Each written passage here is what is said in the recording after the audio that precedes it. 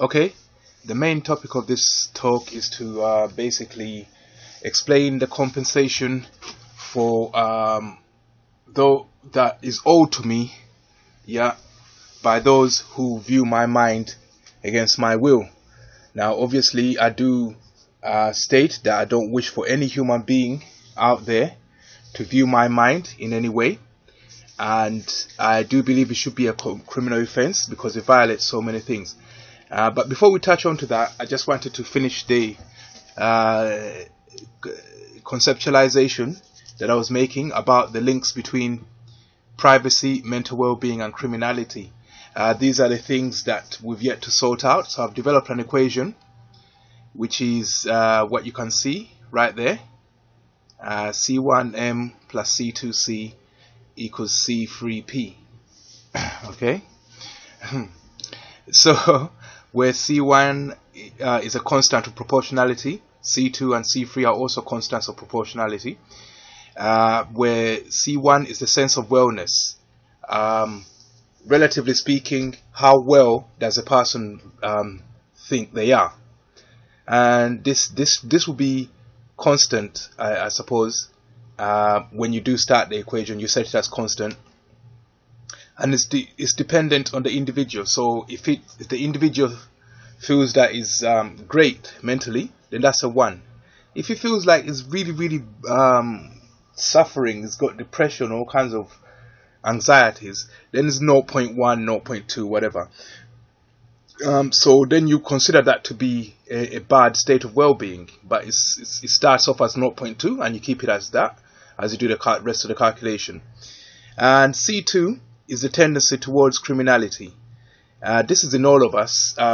How criminal are the people? Are the people? Everyone is slightly criminal in nature. Where if you believe that we evolved alongside monkeys and other hominids, and we play like them. Have you ever seen a monkey go into a market? He's looking to nick something. But people still, like all animals, a squirrel will steal, a raccoon, you know about those. But they're still for survival and so forth. But the definition of criminality is taking something that don't belong to you. And we all have that in us. It's intrinsic in us. But some people more than others. You won't really find that out until you do a trial and error. You can run this equation to actually find the criminality. And it's dependent on the individual. So I suppose you run this equation once by taking that to the other side and then increasing the level of privacy, seeing what happens to the mental well-being, and then you can calculate what C2 is, where C is the criminality. How much criminal behavior does somebody indulge in when their privacy is increased and when their mental well-being is increased? There should be a level, we should be able to find it. And C3 is the need for privacy. If somebody feels like they need more privacy, if they really feel that they need more privacy, that's 0.1. If they feel like they've got enough privacy, then they're happy, that's 1. And you plug that into the equation. And P is the level of privacy, M is the mental well-being, and like I said, C is the criminality. We should be able to run these simulations to find out each individual's settings of criminality, I suppose, and their mental well-being will fluctuate as you increase their or reduce their privacy. We should be able to run that for every individual and to see what setting works for them. You're going to have to accept a level of criminality because that's what keeps you alive. If you was in the forest and you saw an animal who has killed his carcass and is eating it and you haven't eaten, you will steal that animal's food to eat and survive. Yeah, so the level of criminality goes down to the need to survive. So there will always be an intrinsic level that you don't go below. Yeah, so you figure all that out. But anyway, back to the main topic of the talk. Yeah. Compensation for those who are viewing my mind. I don't wish my mind to be viewed by anyone. Yeah. If you do happen to view my mind, these are the costs that I incur when you do that. I feel psychological trauma, paranoia, and schizophrenia, and depression I should have added. Because when I first realized that people were viewing my mind, this was before the electronic age. Well, not before the electronic age, I'm not that old. Before the electronic surveillance got to this stage, I should say. We didn't have things like the Voice of God weapons, harp, or they were in their infancy. But people were just using the powers of their minds to see into my mind, and I deduced it. Once you realize that that's happening, for example, the way you realize that is if you think something in your head and somebody repeats it. Yeah. Or I've had situations where I'm sitting there thinking, oh, I'm gonna get myself dinner and eggs today, and then somebody says, oh, you're getting dinner and eggs today. I tell you no lie, somebody said that, and that's when you realize, hold on a minute, this one's reading my mind.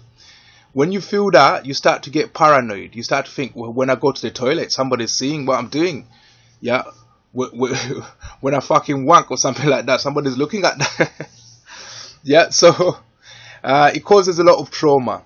And it's also a violation of privacy. And you lose your human rights to dignity, and your human right to privacy, and your human right to free thought. Yeah. Somebody will start to feel as they're watching you, and you can sense that. If I'm thinking of eating, let's say, peanuts, then you can feel somebody. You can feel as if somebody doesn't like you, doesn't want you to do that.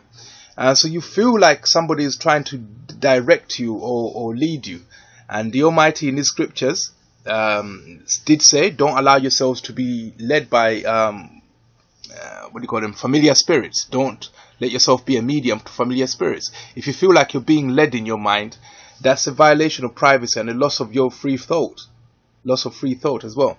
And not to mention intellectual property thought, because I might think of brilliant ideas that I can make money from. If somebody's viewing them, they might exploit them before I get to the patent office, or before I can exploit my own ideas. Yeah. So the pricing strategy, I had to consider the costs incurred, which are these, and also the gains made by the perpetrator, which is more towards the intellectual property theft. What are they going to do with the ideas that I came up with? Yeah, so that's why I set the price, yeah, at, give me a minute, at that, yeah, which is $300 a second for a second views. If an event took 1 second of my physical time to realize, and it's viewed by someone, then that viewer owes me $300 per second. Yeah. Let me write that again. Hold on.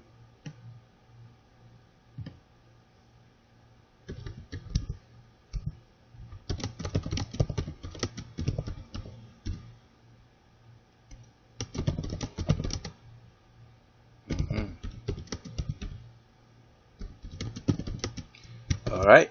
Same thing I just said. Yeah. Hold on 1 second.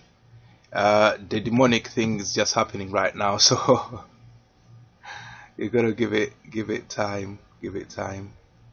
Hold on 1 second. Yeah, as I'm trying to explain the costs, you can see the violation already. Yeah. So yeah, that's how that's basically the price for it. So, or those who are wishing to view my mind, there's a cost for doing that, and that is the cost. Yeah. If anybody regurgitates what's been in my head, I have to think about how long it took me to think what they're talking about, and how many seconds of my physical time, and that's and I'll multiply it by 300, and that's how much money that person owes me. Yeah, this is a public announcement and statement. So if I catch anyone making reference to what's in my mind, I'll calculate how much you owe me, and you're indebted to me. Okay.